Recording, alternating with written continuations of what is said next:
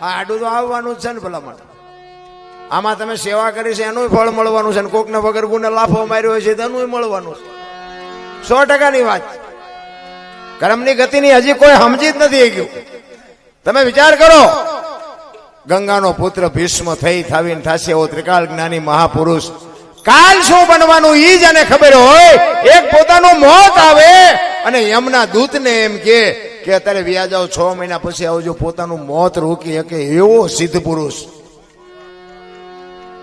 એને છેલ્લે બાણની પથારીમાં હોવું પડ્યું. બાપુ એનું શું કર્મ છે? આપણે જોવું તો જોઈએ ને, આપણે શું કરી છે. આ ઇતિહાસ આપણને સાક્ષી પૂરે છે. પણ મેં કીધું એમ બાપુ, એક જનેતા જો કંઈક સંસ્કાર આપે તો જ આ જીવનમાં કંઈક માણસ બની શકે એવું છે. બાકી પતે એવી વાત જ નથી. અને સદગુરુ હોય ને, મા અને બાપ છે ને આપણા ગુરુ છે 100%. પણ માન બાપ છે ને જન્મ આપી શકે, ઉછેર કરી શકે, લાલન પાલન કરી શકે, ઓળખાણ ન કરાવી શકે. લખી લેજો, ઓળખાણ માટે સદગુરુ જોવે.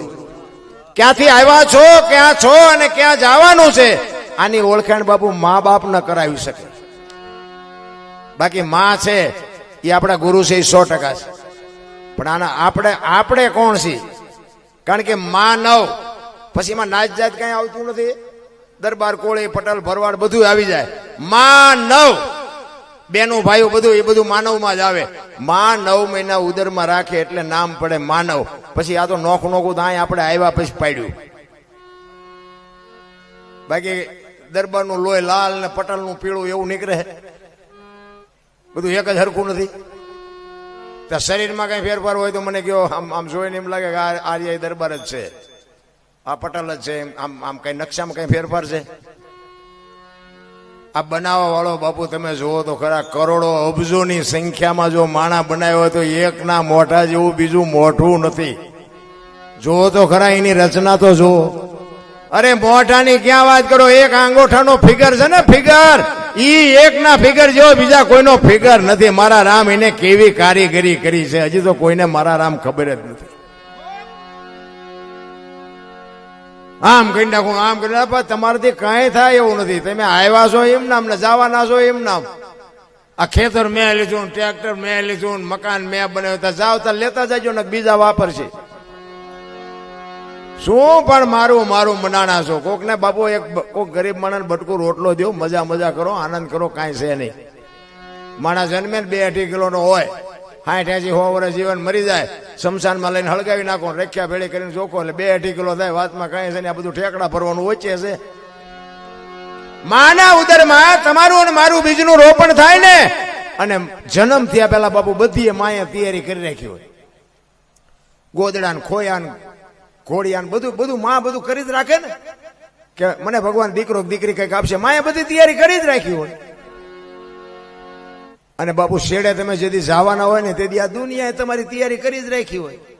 લાકડા તૈયાર હોય, ઉપાડનારા હોય, ગોઠવનારા હોય, દિવાળી મૂકનારા હોય, ઘોંકા મારનારા હોય. ત્યાં પહેલી ને છેલ્લી 2 તૈયારી છતાં વટલી નહીં કરી રાખી હોય. વચ્ચે થોડીક બુદ્ધિ આવે કે મેં કર્યું. તારથી કાંઈ થાય એવું નથી રામ, કાંઈ બને એવું નથી નારાયણ. બાકી બુદ્ધિના ગાળિયા એવા થયા છે. એક ગામમાં 2 ભાઈબંધ રહેતા હતા ને, એકાદ 2 દ્રષ્ટાંત આપીને પછી પૂરું કરું. 2 ભાઈબંધ રહેતા હતા ને, કાંઈ કામ ધંધો ન કરે. ટાઈમ થાય ને ઘરે આવે, જમી જાય ને કપડા બપડા બદલી જાય, નાય ધોઈને પછી આમ તલાવની પાડે જઈને 2 બેઠા હોય. ઘરે તો પછી ઝઘડા થાય. એના બાપા નીકળ્યા, એ તમે જુવા નાખાવ, કાંઈક ધંધો કરો, અમારે કમાવું, તમે આટા દિયો નકરા. એટલે 2 ભાઈબંધ બેઠા વિચાર કરતા હતા કે હાલ ના કઈક ધંધો કરી, ભલામણા ઘરે જાય ઝઘડા થાય, મજા નથી આવતી. હવે હાવ ધંધો ન કર્યો, એ કઈ 2 રૂપિયા કપા વીણવા જાય નહીં. એને તો કઈક 5 પૈસા વાળું થવું હોય. ઓલો કે આ ધંધો કરી મગજમાં ન બેઠું. પછી એક કે મને એક ધંધો મગજમાં બે કે શું, કે પૈસા છાપવાનું કારખાનું નાખી દેવે. હાલ 1-2 તિજોરીઓ ફરી લે, મૂળ તો ખેડે પૈસા ની લોહી ઉકાળા છે ને, પૈસા થોડા દઈ દે, પછી શું કરે ઝઘડા થવાના. એ કે હા, ઈ તારી વાત સાચી. લે કર્યું બધું ભેગું અને એક રૂમ રાખ્યો, અને રૂમમાં 2 જણા મને કે હું મોટું પૈસા બનાવવાનું, તું મને ડટા બનાવ. ઓહો ના ડટા બનાવીને 2-3 તિજોરી ભરી લે. અડધી તિજોરી ભરી હો ને ત્યાં ઓલાની નજર જઈ કે ઉપર ઉપર ઉપર ઉપર કે ભૂલ થઈ જાય ઉપર ઉપર ખડીક નો બનાવી એ કે શું થયું આમાં આ બે હું બનાવી ભાઈ ભારતીય રિઝર્વ બેંક ને ગવર્નર ની સહી ને ગાંધીજીનો ફોટો ને બધું રેડી પણ સિક્કો 15 નો લાગ્યો 15 ની નોટ લઈને ક્યાં જવું 10 ની 20 ની 50 ની 100 ની તો બરોબર 15 ની નોટ લઈને તો 15 કોક ને દેવો તો કોઈ લે જોતો નથી કે આ 15 નો સિક્કો લાગ્યો ભલા મણા કે તું એમના દીધા દીધ કરે છે બોલો કે શાંતિ રાખીને ગામડામાં જવાય ગામડામાં નાની નાની દુકાન હોય કોઈક ડોહા બાપા બેઠા હોય કોઈક ડોશમાં બેઠા હોય એમને ન ખબર પડે અહીંયા હેલી જાય તમારે ગામ જેવું ગામ હશે ને ઝાંપામાં એક બાપા દુકાન નાખીને બેઠેલા ચોકલેટ ને પેપરમેટ ને વેચે અહીંયા આવ્યા એ કે બાપા 15 રૂપિયાના છૂટા આપશો એ કે આ લાવો ને આપું 15 ની નોટ આપી તો બાપા સકરી ખાઈ ગયા એટલે 15 ની નોટ એ કે હા હમણાં જ બહાર પડી એ કે પણ અમારા છોકરા રોજ શહેરમાં જાય કોઈ બોલ્યું નહીં એ કે 15 આટું થોડું ખોટું બોલતા દેવાય દો ન દો કાંઈ નહીં બાપા કે ના ના આપું પણ એ કે 15 નો આપું 14 આપું ઓલે અમને એમ કે આના 8 આના નથી આવું 14 તો 14 લઈ લેવાય ને એ કે રૂપિયામાં તમારો જીવ બગડ્યો ને લઈ લો એ કે 14 આપો બાપાએ ટેબલનું એટલું ખાનું ખોલે ને હાથની બે આપી છોકરાને પરસો વળી ગયો એ કે બાપા કે હા એ કે હાથની ચારે બહાર પડી કે તારી પેલા મેં કારખાનું નાખ્યું હતું તારી ભૂલ થઈ ને 15 ની મારે હાથની થઈ છે હા બુથીના ગાળિયા નો કહેવાય તે બીજું હું કહેવાય ભલા મારે આ ભજન કરે આ મા બાપને રોટલો દે કહેવાનો મારો મિનિંગ એ છે બાપુ કાંઈક કોકને ઉપયોગ થાવ કોકને નડવાનું ન કરો બાકી આ દેહ છે ને એક દી થાકવાનો છે ને થાકવાનો છે રામ કોઈને જો પાવર હોય ને તો ખોટી વાત છે કાંઈક આનંદ કરી લેજો મોજ કરી લેજો બાકી જય ભગવાન કાંઈ છે નહીં એક ધરતીકપની ફરમાઈશ આવી હતી એટલે એક ધરતીકપની થોડીક વાત કરી દઉં અમારા સુરેન્દ્રનગર જિલ્લાના મૂળી તાલુકો અને ટીકર ગામનો એક અમારો ભીખાભાઈ રબારી હતો આજ આ દુનિયામાં છે નહીં પણ બાપુ ભજનનો બેતાજ બાદશાહ હતો ભાઈ હા અભણ માણા એના બાપુ પહેરવેશે બાપુ દેશી કેડિયું ધોતિયું એવું પહેરે પણ આ સ્ટેજ ઉપર બેઠો હોય ને બાપુ તમને એમ થાય કે એના સિવાય બીજા કોઈને સાંભળવો નથી એવો ભાઈ ભીખો એને ધરતીકપની વાત લખી છે એને પોતે લખી છે બાબુ આ કોઠા હુદથી કે ધરતીકપ કઈ તારીખે આવ્યો હતો કેટલા વાગ્યે આવ્યો હતો કેટલી તીવ્રતાનો આંચકો હતો ક્યાંથી ક્યાં હાલ્યો ક્યાં લાવારસ નીકળ્યો બધું બાબુ આ ધરતીકપમાં એને વર્ણવી દીધું મારે ભીખાભાઈ રબારી એની હું થોડીક તમને યાદી કરાવું પછી આપણે બાપુને બધાને સાંભળવા છે પણ આનું પાછું નામાસણ નો આવે એ માથાકૂટ થાય એટલે આમાં ચેટલો પગવી ચેટલો ટેમ વ્યો જાય એ ન ખબર એટલે માથાકૂટ એ થાય છે એટલે એ ધરતીકપની વાત કરે કે 26મી જાન્યુઆરી 2001ની સાલ હતી સવારના 8:46 ધરતીને આંચકો લાગ્યો એનો આંચકો હતો 6.9 પ્રિન્ટા ધરાવતો આંચકો હતો અને આનો લાવારસ ક્યાં નીકળ્યો કચ્છમાં ભુજ શહેરથી ઈશાનની દિશા ઉપર 20 કિલોમીટર શેટે ધરતી તોડી અને લાવારસ નીકળ્યો અને ત્યાંથી બાપુ ધરતીકપનો બાપુ પાવર હાલ્યો એ ગુજરાત રાજ્યના કેટલા ગામડા આવરી લીધા એની તમને યાદી કરાવું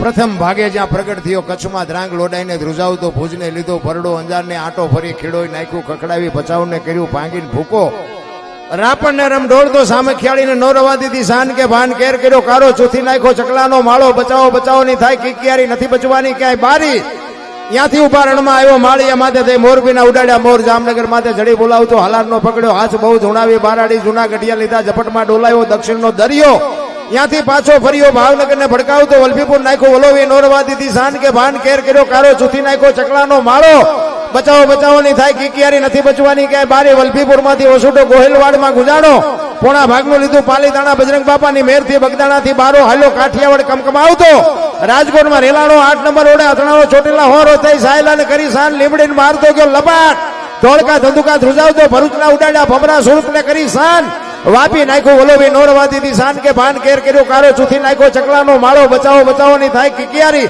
નથી બચવાની ક્યાંય બારી વાપીમાંથી વસુટો અમેરિકા જતા હળાથી પાછો પરવડ્યો પાકિસ્તાનમાં કરાચીના ઉડાડા કાગડા દીવાડાની ડોલાવતો વળતો વળ્યો અડધું લીધું અમદાવાદ સાણંદ સોસરો થઈ લખતરને લગભગાવતો વઢવાણના પાડ્યા વાટ જોર કરી સુરેન્દ્રનગર માથે મનાડો રતનપરને રમડોળતો સુરેન્દ્રનગર સોસરો થઈ દુધરેજના દેવળે દેખાણો ઝાલાવાડ માથે ઝકડ બોલાવતો ધાંગધ્રાને ધ્રુજાવતો હળબદ નાખ્યું, હલબલાવી રણની ટિકિટને ટાળતો સરા સોસડો થઈ દૂધીના દેવળે દર્શન કરતો, ખાંડડીને ખકડાવતો, મૂળીમાં જઈ મલકાણો ત્યાંથી વળતો વળ્યો આવ્યો મારા ગામમાં.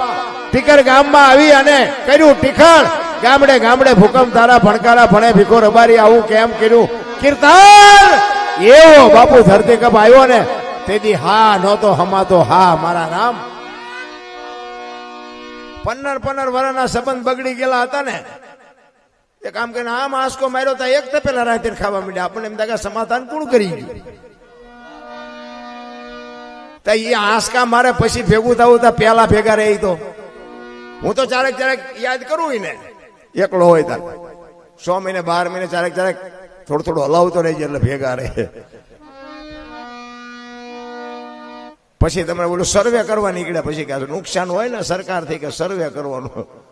અમુક રાતે ઉભા થઈને વંડીઓ મીડિયા પાડવા. એ વંડીઓ હજી પડી છે. હાલો તમારે જોયું હવે મારે હું તમને દેખાડું. હજી પડી છે. આ 24 વર્ષ થયા હજી પડી છે. આ ધરતીકપ થયો કાલ મીડિયા ખોટું કરવા બોલો હવે બીજા ધરતીકપ નો થયા. જો તો ખરા માણાનું જીવ તો જો હાવ ભિખારી. અને તમે જો એ ધરતી આમ બાપુ ગળું આમ હિલોળો માર્યો ને કદાચ આમ કરીને આમ થયું હોત તો હું તમે શું કરવાના હતા? છતાંય જો મને તમને હજી આમાં આંખ ન ઉઘડતી હોય. અમે મહાસુદ બીજ હતી, અમે ચોરવેરા રામટેકરી ભજનમાં જવા નીકળ્યા. તેથી બધું વાહન બાણ ને બધું બંધ હોય. ધરતીકપ થયો હતો એટલે અમે એક સકડા વાળો હતો ને એના ભાઈને કીધું મેં કહ્યું ભાઈ તું અમને એક મૂકી જા ને તું કે ભાડું તને આપીએ. મને અમારે જવું ભજનમાં.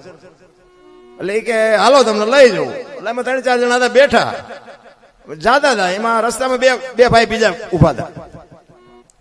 એને ઊંચો હાથ કર્યો સકડા વાળાને. મેં કીધું બિચારાને લઈ લે ને આજ વાહન કોઈ નહીં મળે ને આવડે અમને બિચારાને ક્યાંક જવું હોય આપણે લેતા જઈએ તને ભાડું દઈ દઈશ.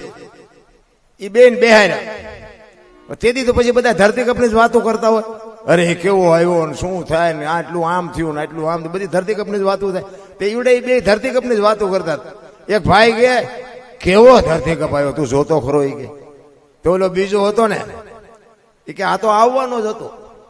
હું તો એના હામું નામું જોઈ રહ્યો. આ તો પોતે ભગવાન હોય એવું બોલે કે આવવાનું જ હતું. તો ઓલો બીજો હતો એ કે તને ખબર છે આ શું થયું? એ કે ના. એ કે ધરતી છે ને કે શેષનાગની ફેણ માથે છે. એટલે આટલા વર્ષથી કે હતી ને એટલે કે શેષનાગ થોડાક થાક્યા ને એટલે કે પડખું ફેરવું તેમાં હાલી. મેં કીધું સકડામાં આવવું છે કે ઉતરી જવું છે?